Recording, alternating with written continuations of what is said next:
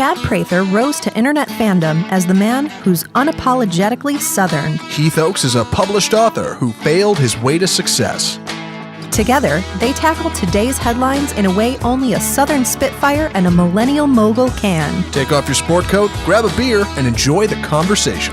This is Second Shot with Chad Prather and Heath Oaks. I am trying to be healthy. It is a hard thing to do. When I walked in the door, Heath Oaks gave me the best compliment ever. He said, "You're still losing weight." And I hate it because now I feel like I have to start trying to lose weight. You look good though. I mean, especially for a new dad. You don't need to anyway. I was carrying like 20 extra pounds that really needed to go away. But I just saw a video of myself on stage from last weekend's show, and I'm like, I'm not TV skinny. TV skinny, you look good on camera, but you look like crap in real life. Yeah. You look like you've had, a bad disease for 4 months, and it's just taking its toll. And just so everybody knows, we're not a weight loss podcast. However, if you got a weight loss company, we'd love to have you as an advertiser. You can always be a sponsor, sure. Right? But welcome to Second Shot. It's been a little bit.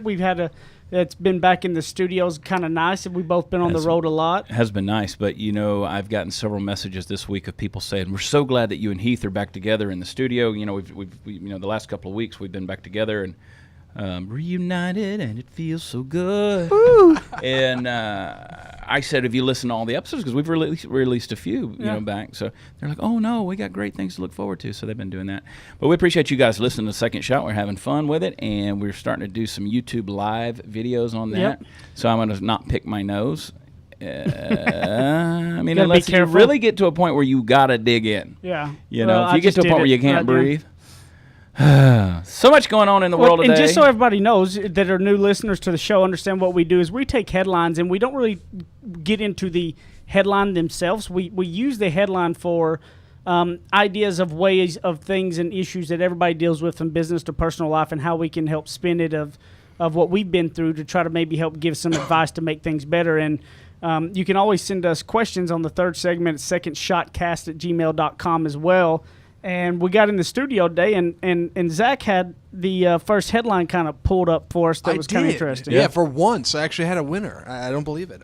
This is a good one, too. Little dark, yeah. Nuclear anxiety grows in North Korea standoff. Well, it's something. Fortunately, nobody over there is tall enough to push the button. Oh, right out of the gate. Yeah, yes. let's just. What about that headline was what questions you had? Right. Well, here's what it is.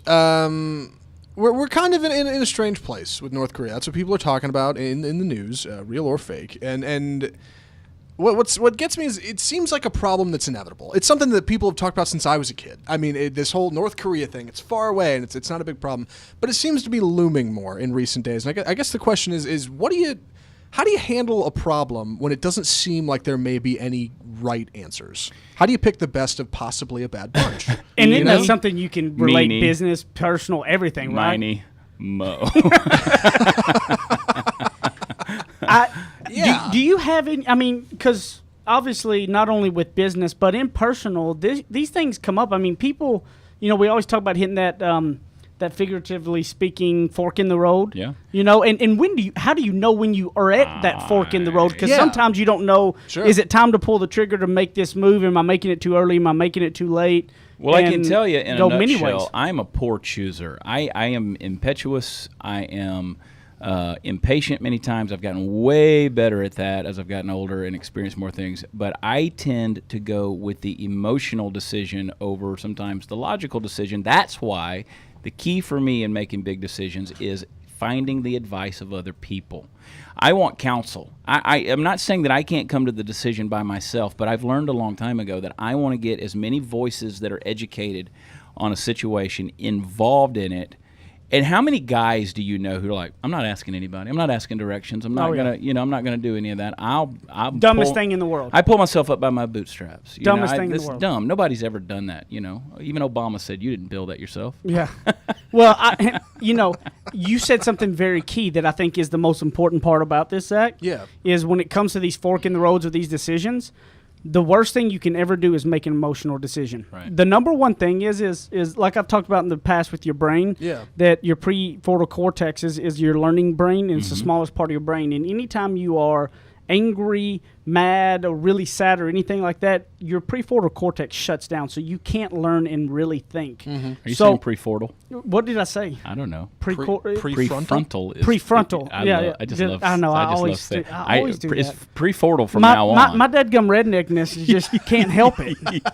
But you knew what I meant, though. You're making an absolute right point. But the thing is that your learning part of your brain shuts down. Yeah. So I would say number one was when it comes to you feel like you're in that tough decision. If you feel like your emotions in any which way, shape, or form are emotional, do not make a decision. Exactly. Right. Step away, go run, go walk. You have to wait until you have no emotion involved. Yeah. When people come to me with a question or something, they'll come to me with, they're going to tell me all these things and something I got to go handle.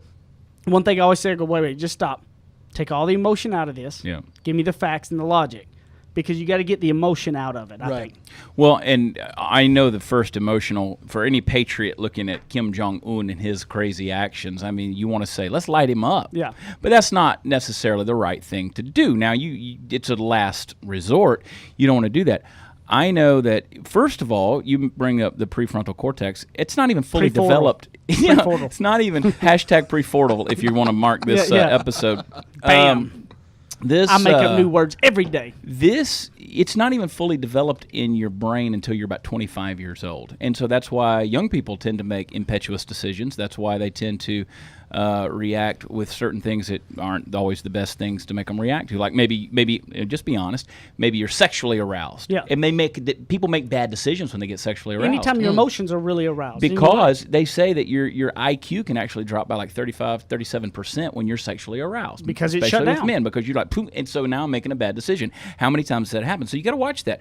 And you get emotional. I know that I get emails every day from people that I'm working with or doing a gig with, or they've hired me to come do this thing, and they'll give me some really dumb questions. Yeah. And I read them. They're well-meaning, they're well-intentioned, and all of these things. And my first thing to do, I want to type back and say, "Look here, stupid." and I want to type this stuff back. And sometimes, if you can ever hear your finger hitting the pad of your phone, tick, tick, tick, tick, tick, you're typing so hard, you're doing that emotionally. And so when I do that, or a keyboard, I'm like, I'm gonna back up and do not. So I did that today. I sent an email out. Somebody responded back, and I thought, I am so relieved I did not send what I first typed. To this person. I do two things. The emotion has to be out of it. The next thing that I always do when it gets to the question has to do, I put down a list. I do this and I go, okay, the decision that has to be made here, if I don't make the decision, what's the worst things that can happen? Right. Yeah. And what is the best things that can happen if I don't?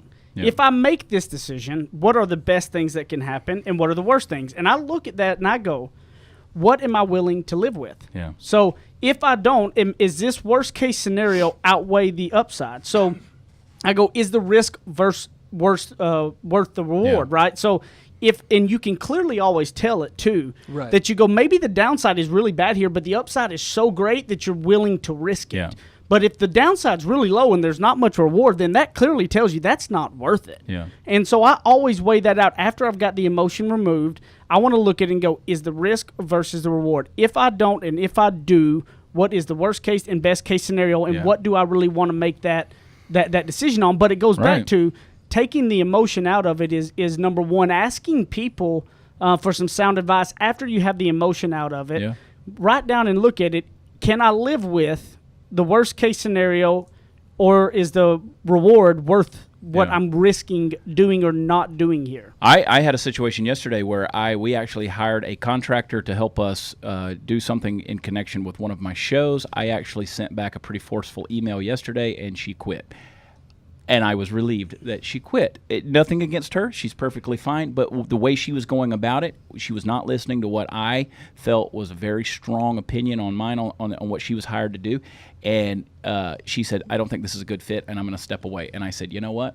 I think that's the perfect idea. And talking about that emotion, what you just talked about, one thing, too, is get the emotion out of it, number one. But then what you always think about this, whatever you put in writing, you have to be prepared to know that can be broadcasted to the world. Whatever you put in writing, are you okay with your mama, your daddy, your grandma, your aunts, your uncles, and everybody seeing it, okay? Everybody, everywhere, no matter what you do, if you put it in writing, Jesus, it's always there. And putting things in writing can always be taken out of context. Preacher. So think about anything you're making a decision on. It's 10 times better be doing it in person or over the phone versus in writing, so it's not taken out of context. Right. Speaking of that, emotional, baby. That's why I wish that we could. Wish that I could take back some text messages. Oh, this first one was fun. Yeah. I love it. Good topic, Zach. All right, let's take a quick break. We're going to come back with the second segment of Second Shot. We're having a good time in here. Check us out. secondshotcast@gmail.com.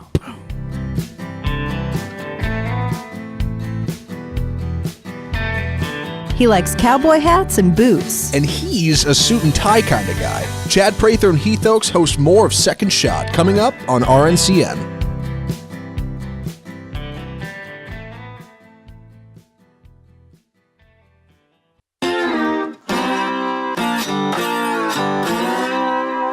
Ready, aim, fire.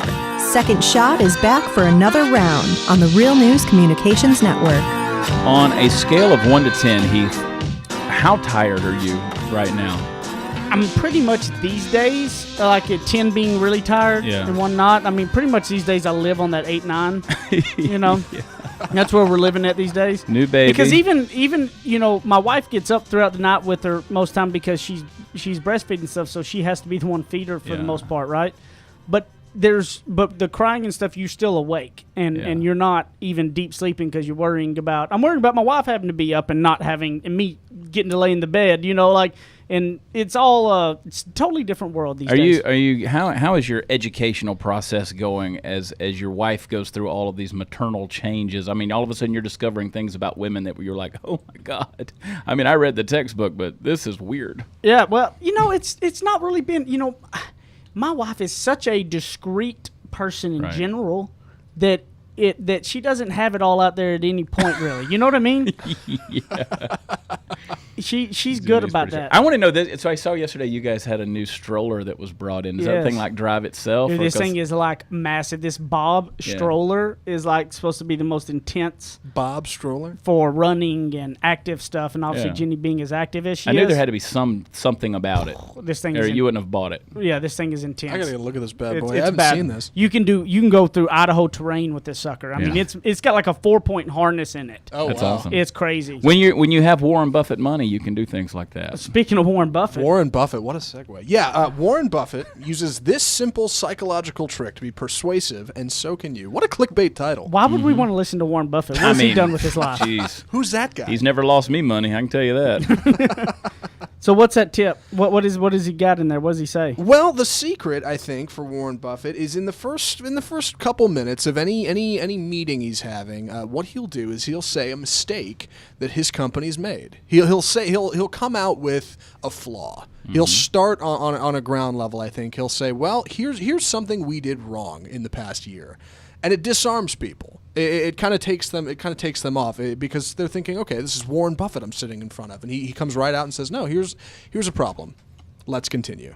And it's a matter of persuasion, I think. It's a study in the art and kind of science of persuading people. And I don't know if that's something we've ever really talked about on this show. How do you persuade somebody? What's the secret? Well, first of all, I applaud him for doing that. I like it whenever people admit their flaws and their mistakes. It humanizes them. I really am not interested in hearing somebody that's never failed. Yep. And sometimes you'll listen to people and you would think that their life is just absolutely perfect. I don't respect that. I call it the Tom Cruise syndrome. You know, Tom Cruise never died in a movie until the movie Collateral with Jamie Foxx. Really? Because Tom Cruise, that was one of his contract deals. He always had to come out on top at the end of the movie. Wow. Oh, wow. I did not realize that. Yeah, so pretty much all Tom Cruise movies. And so that just adds on to me not liking him. Exactly. So he never died in a movie until Collateral, which was only like, 3 years ago, 4 or 5 years, I don't know, Michael something Mann, like that. yeah. He made a lot of movies before he made Collateral. I'll just make that point. And so I look at that and I'm like, come on, dude, you're not always on top. Sometimes we need to talk about your landmine failures. Well, obviously, I'm somebody who doesn't shy away from that because I wrote a book called Failing Your Way to Success. Yeah. So I'm read. obviously not somebody that believes in thinking I know it all. I will tell you, I agree with that. I think that you think about the people you interact with on a daily basis, the people that you're going to trust more is not going to be that arrogant person who says, look at me, I'm perfect, follow me, I'm going to do everything right, I'm going to lead us to the promised land. The person you're going to trust is a person that says, look, I have many flaws, I'm not perfect, but I'm going to do my best by you and others, and I'm going to work hard. When we make mistakes, we're going to try to overcome them. Who you want to follow? Yeah. Right? I mean, so I think that it's one of those things that you would – Warren Buffett, if anybody in the world going into a board meeting – does not have to admit a flaw would be Warren Buffett, right? I mean, he could still walk in there and do whatever and say whatever he wants, but he also knows that it's almost one of those that I guarantee it's not just like it's not a tactic that he tricks people by saying I'm going to admit these flaws. That is a habit he's created in his life to look for flaws so that he never gets arrogant about himself. He continually looks where he's failing at. So I don't want people to think that he's got this trick that, I need a trick that I can go tell people my flaw. No. What it does is it becomes a habit that you create so that when times come up, you're looking at what can I do better? What did I do wrong? The point of the thing that I like is, first of all, the man is worth roughly $76 billion. With a B.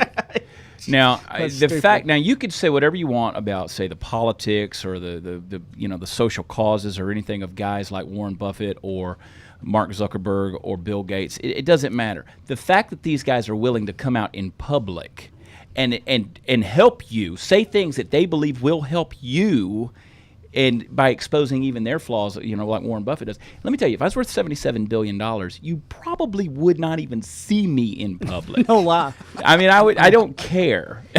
I do. I like to believe that I do, but who knows? You don't know either until you're worth $1 billion. So, but the fact that he does it, I love that about a guy like Warren Buffett. Well, you know what I love about the persuasion topic is that, I love more than anything when people say, well, I'm not a salesperson. I don't want to be. You are a sales. Everybody sells, and every day you sell your kids to go to sleep on time. You sell. You're always selling, and persuasion is something that everybody should be a trait you should want to learn. And I will tell you that, in my opinion, the number one thing with persuasion is going to be you got to believe whatever it is you want to persuade people. If you are trying to be, the bigger words than me, and I'm losing my train of thought on that aspect of it is that. When you're not being genuine, when you're trying to sell or persuade somebody on something that is not the genuine truth, it will never work. Yeah. Okay, and you have to be genuine in your belief. Yeah. And two, I believe in his topic, which is admitting faults, where you're not good at, and where go ahead and bring that up so they can't come at you with anything. Go ahead and tell all your flaws. Be open with it all. And I'm going to tell you something. You have a trust in people much more when they're willing to admit their flaws than they think that they're just perfect. And you're going to follow that person much easier. I have people who say that to me. I'm not a salesperson. I can't sell anything. I can't. And what I say to them is, you know what? You just sold me.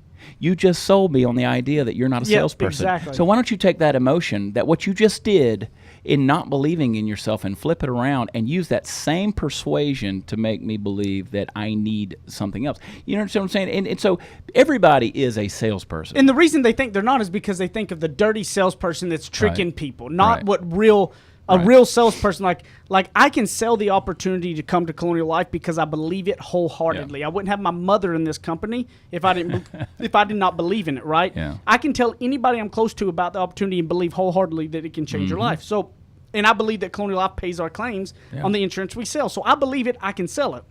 You got to believe it. Yeah. You got to be genuine about whatever it is you want to persuade people with. And you have to understand that being somebody that admits all the flaws is what is going to help people let their guard down to believe and trust in you. Exactly. That's exactly right. And I appreciate that about people. It's always been one of my things. I always listen for the flaws. In fact, I have this little motto in life, and it was not original to me, and somebody that I follow and listen to said it. Never have living heroes. Always wait till they're dead, because you never know when they're just going to really wreck the truck. You know what I'm saying? And how many have we seen that been at the end of it that turned from legends to I could call some names, and people might get a little antsy on that. But, I'm not going to do it. But always don't have living heroes. And so my thing is, if you are alive and you are wanting to persuade people, you got to be willing to be seen as fragile. You got to tell the truth. You got to tell the truth. The Bible says that we have this treasure in earthen vessels. I love that. I like to say we got the glory in cracked pots, and the cracks are there because it lets the glory shine through. That's the beauty of it. You got to let your cracks be seen. Oh, that's a good one. You got to show your crack, but that's the deal, because it lets what's inside of you come out. And I like how he says, I do it immediately. Right when I start the meeting, I immediately do it. Right, and I'll tell you this. Think about if you're selling if you're selling a vacuum cleaner to somebody and you go, let me just tell you first off, here's what this thing is not very good at. Yeah, exactly. And you tell them that, don't you think you trust that person much more when they start telling you the positive, because they're willing to admit where it's not going to be the positive? Like I always hate, if I ask somebody when they're trying to pitch me on something, I go, well, what's the downside here? What's the things that can go wrong? What are you not good at that your competitors are? Right. If they go, we're better at everything, I don't trust them immediately. If they don't, if there's always something that your competitors are better at than you. Yeah. If you can't admit that, then you're so washed by, you're so drinking that Kool-Aid that you can't even see through the forest. Boy, we got so much we could say on this topic, and we're going to stop right here because we're going to take a quick break. We're going to come back to the third segment. It's our final one. Hang out with us just one more minute, and we'll talk to you in a second on Second Shot. Now that's what I call ignorance on fire. More of Second Shot with Chad and Heath still to come.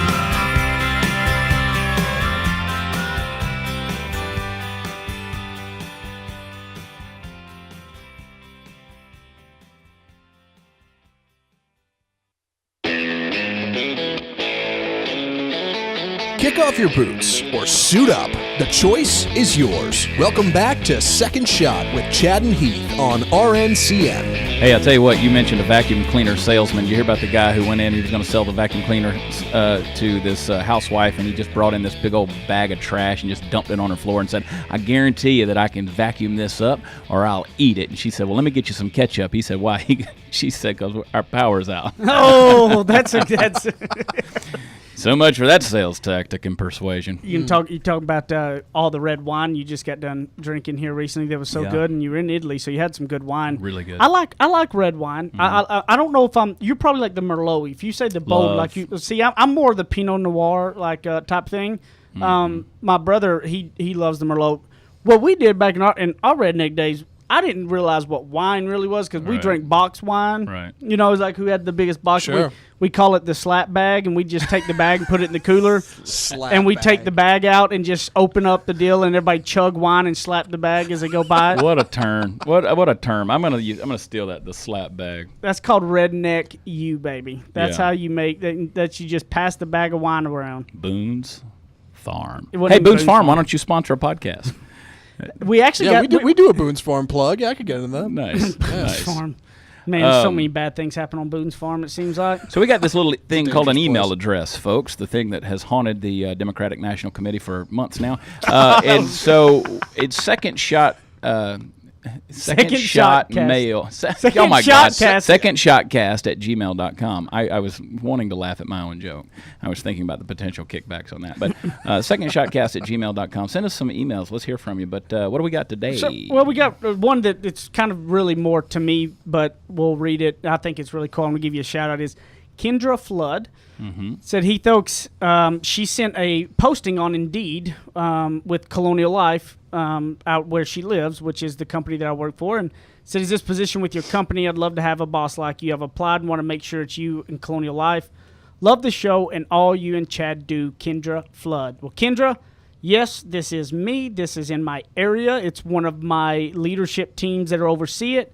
You are getting an email right now from my recruiter to talk to you personally about coming on board with us, because I respect and appreciate the you sending this to put that plug in with it, because I respect people who go out of the limb and go the little extra mile to see something. I like a go-getter. So, Kendra, I'm looking forward to you coming on our team, and as for everybody else's stuff, if you look it up and send it to us and you're looking for things, we've got areas and positions open all over the place. But, Kendra, you're going to come on and join our Colonial Life team, and we'll be looking for you soon. You'll be getting an email from our recruiter ASAP. I'd do it.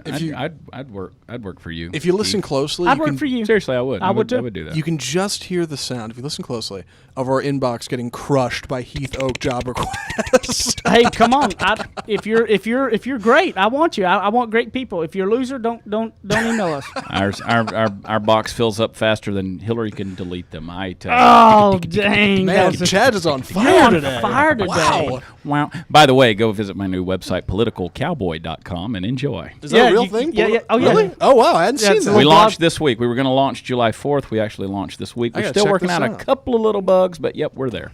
You're an incredible writer, by the way. Well, thank you. You really are. Goes without saying. Yeah. No, really, you really are. Obviously, you can talk it too. You like when you talk. I love how people think you have a big script written out with it, and that's just you. But you are an incredible writer. No, writing is it's a time-consuming thing, but it's I thoroughly enjoy writing when I got the time to do it.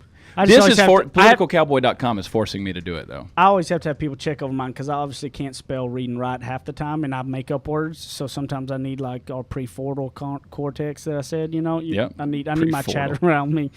We got another email. It's titled "Change." Jeannie Spencer. I love your podcast, and I'm sharing it with everyone. You guys are awesome. I'm listening to last week's podcast. Heath is talking about change being inevitable. I have a quote I heard several years ago hanging on my fridge that is, "Change is inevitable, struggle is optional." I don't even remember where or when I heard this quote, but I've tried to remind myself and others over time, because change is not my favorite part of life. Thank you guys for keeping it real, straight, and the straight talk to share your success strategies, but also the encouraging positivity toward life and happenings that come to us all. Sorry I'm rambling. Probably should have waited until the migraine was gone, but you guys are awesome. Jenny Spencer in Peggs, Oklahoma. Thank you, Jeannie, and I appreciate you taking the time to send us this email. And one thing I want to clear up on that quote you got so people don't take that the wrong way, which is change is inevitable, but struggle is optional. Mm-hmm. Do you know what she means by that? What that struggle is optional means? I'm a little perplexed. So why don't you go ahead and explain it to me? Number one, struggle is an absolute necessary to success. Mm-hmm. What this is meaning basically is it's your choice to see it as a struggle or not. So the struggles will happen, but it's what's your mindset, what's your attitude. Is that a struggle, or is that that next roadblock to your success? So I want to make it clear. It's not saying that some people go through struggles and some don't. No, everybody goes through struggle. Some people choose to see it as a struggle and want to, waller in it. Waller. Or some people choose to see struggle as a necessity to success. And so it's not that it's really optional. It's going to happen, but it is in your mind how you handle it. Yeah. Right. Would you agree, Chad? I would. In my thing, I've said it before. You'll hear me say it again. Living things grow, growing things change, and changing things challenge us. It's how do you approach the challenge? Because they are going to change is going to challenge you.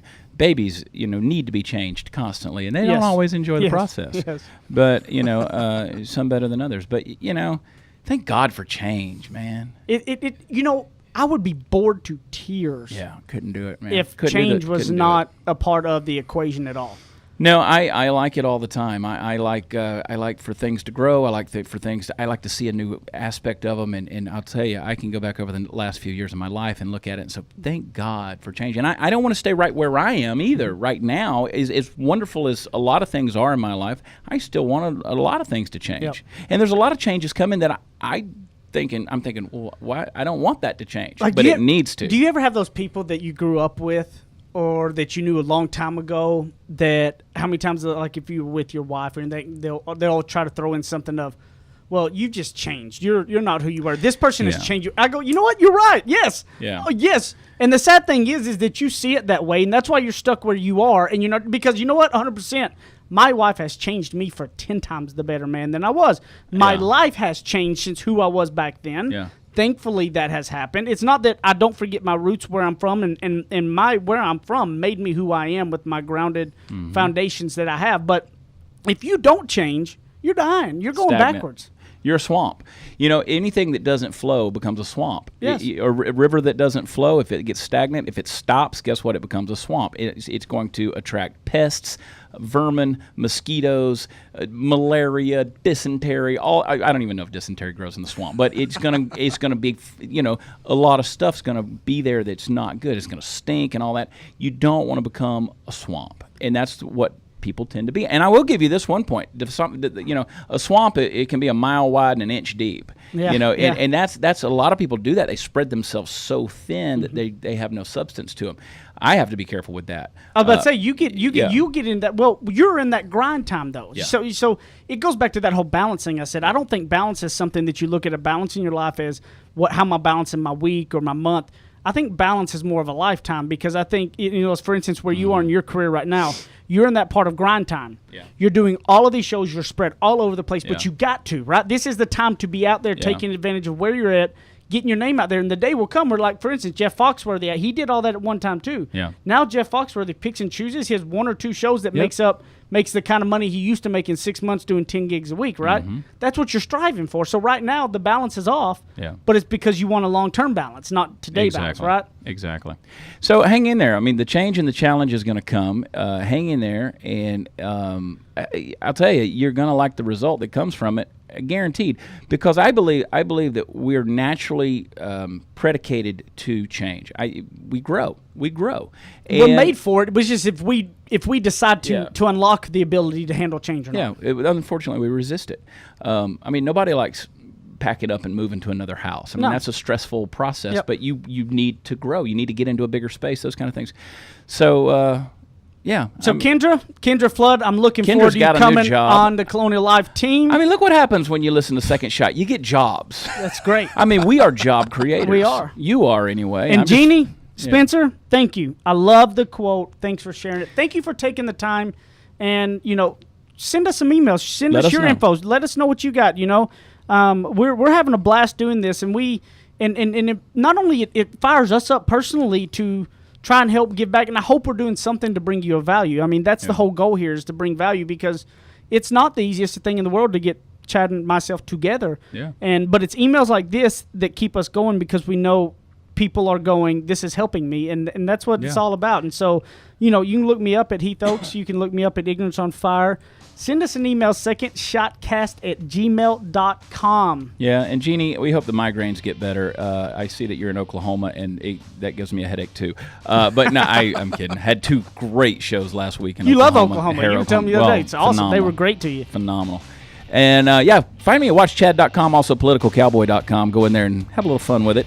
And follow us on all the social medias. Leave us a review. Go to iTunes, leave us a review. Send us a review. Share it with your friends, people, please. 5-star it. Okay, we love y'all. God bless.